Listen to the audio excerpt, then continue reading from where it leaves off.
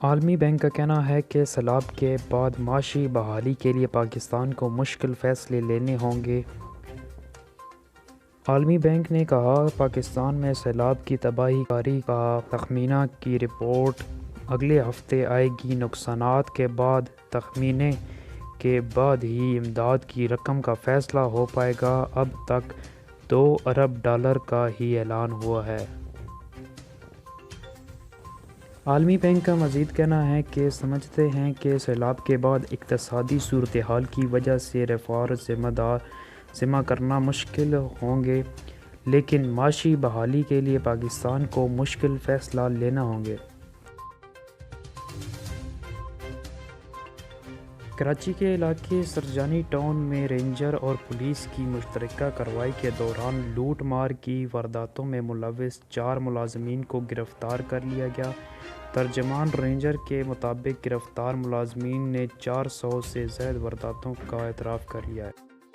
ترجمان رینجر کے مطابق 400 سے زائد وارداتوں میں ملوث گرفتار ملازمین کے دیگر ساتھیوں کی گرفتاری کے لیے چھاپے مارے جا رہے ہیں۔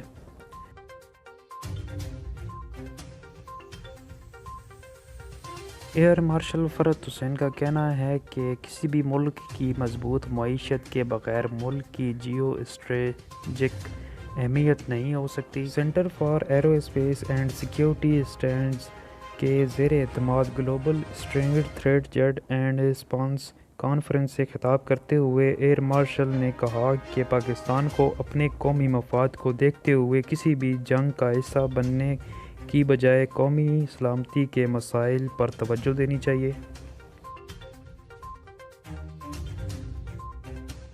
لاہور میں عاصمہ جہانگیر کانفرنس میں شرکت کے لیے آئے غیر ملکی صحافی اسٹیون ہیلٹرک کو وفاقی وزارت داخلہ کی منظوری کے بعد ایف آئی اے نے ملک میں داخلے کی اجازت دے دی۔ عاصمہ جہانگیر کانفرنس میں شرکت کے لیے لاہور آنے والے غیر ملکی صحافی اسٹیون ہیلٹرک کو وفاقی تحقیقاتی ادارے ایف آئی اے کے امیگریشن حکام نے تقریباً 8 گھنٹے روکا رکھا۔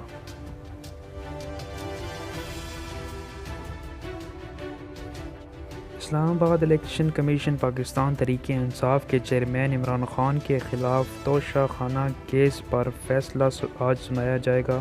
الیکشن کمیشن کی جانب سے فول پروف سیکیورٹی طلب کرنے کے بعد کمیشن کے اطراف سیکیورٹی کے سخت انتظامات کیے گئے۔ پی ٹی آئی کارکن کے ممکنہ احتجاج کے پیش نظر آنسو گیس کے شیل پہنچا دیے گئے۔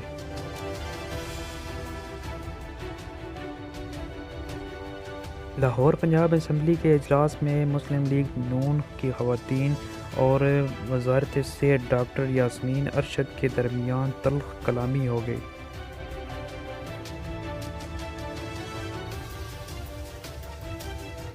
پنجاب اسمبلی کا اجلاس اسپیکر سبطین خان کی زیر صدارت ہوا، جس دوران وفاقی سوالات یاسمین راشد نے مریم نواز کی صحت کارڈ آڈیو لیک کا تذکرہ کیا، جس کی وجہ سے مسلم لیگ نون کی خواتین اور وزارت صحت ڈاکٹر یاسمین راشد کے درمیان تلخ کلامی ہو گئی۔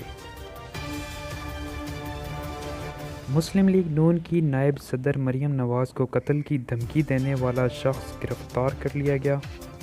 F I A cyber crime وانگ کے مطابق ملزم نے حلقہ این اے 108 کی انتخابی مہم کے دوران مسلم لیگ نون کی نائب صدر کو قتل کرنے کی دھمکی دی تھی، جس کو فیصل آباد میں F I A cyber crime وانگ نے کارروائی کرتے ہوئے ملزم کو گرفتار کر لیا۔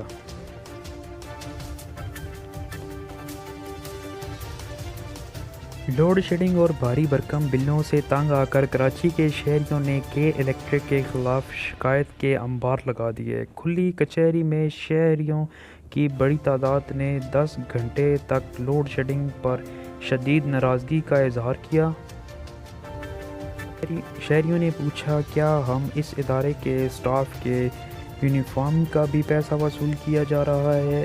اس پر کے الیکٹرک حکام بولے سامائی یونیفارم ایڈجسٹمنٹ نیپرا کے قوانین کے عین مطابق وصول کیا جاتا ہے۔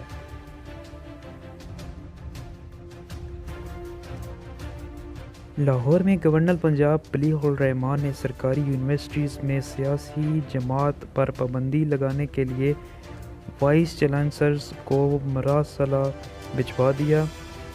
گورنر پنجاب بلیغ الرحمان نے پبلک سیکرٹریز یونیورسٹیز کے وائس چانسلرز کو بھجوائے گئے مراسلے میں کہا کہ کسی بھی سیاستدان کی تعلیمی اداروں میں آنے میں کوئی ممانعت نہیں، لیکن پبلک سیکرٹریز یونیورسٹیز میں کوئی سیاسی جماعت نہیں ہوگی۔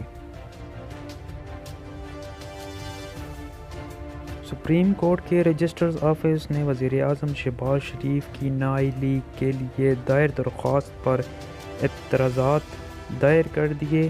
رجسٹر آفس سپریم کورٹ کی جانب سے شہباز شریف کی نااہلی کے لیے دائر درخواستوں پر 6 اعتراضات ادا کیے۔ کراچی کے علاقے سیراب گوٹ کے قریب موبائل مارکیٹ میں شارٹ سرکٹ سے آگ لگنے سے متعدد دکانیں جل گئیں۔ فائر بریگیڈ کے مطابق سپر ہائی وے پر سیراب گوٹ کے قریب موبائل مارکیٹ میں ایک دکان میں شروع ہونے والی آگ بھڑکتے ہوئے 4 سے 5 دکانوں تک پہنچ گئی۔